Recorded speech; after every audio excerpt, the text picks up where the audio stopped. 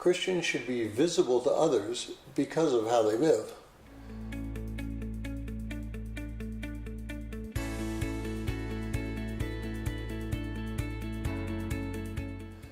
Now, if you're joining us in reading through the 60-day reading plan, today's reading is 1 John 2, verses 1 through 6, and I encourage you to read that passage.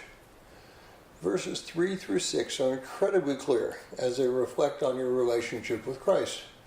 We do not have to look at others to see if they have a relationship with Christ. That's not our responsibility. Our responsibility is to know our relationship with Him.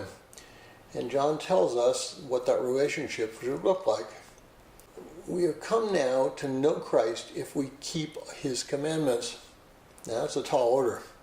How are we supposed to keep His commandments? Well, the first way we are to keep His commandments is that we are to love the Lord our God with all our hearts and minds and soul. This means that our love must be for God, our mind must think of God, and our soul must desire God more than anything else.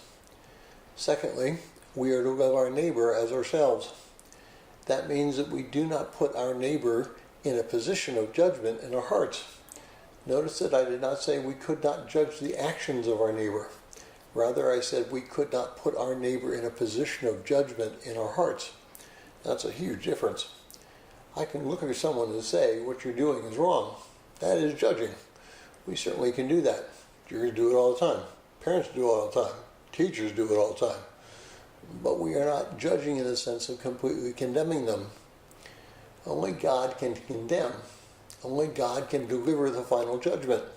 That is not our place. We cannot step into that place. We can call out sin. We can judge individual acts of sin. But we cannot eternally condemn anyone. Only God can do that.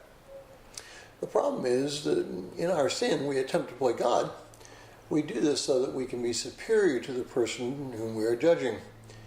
If we truly love someone, we will grieve for their sin and endeavor to help them change.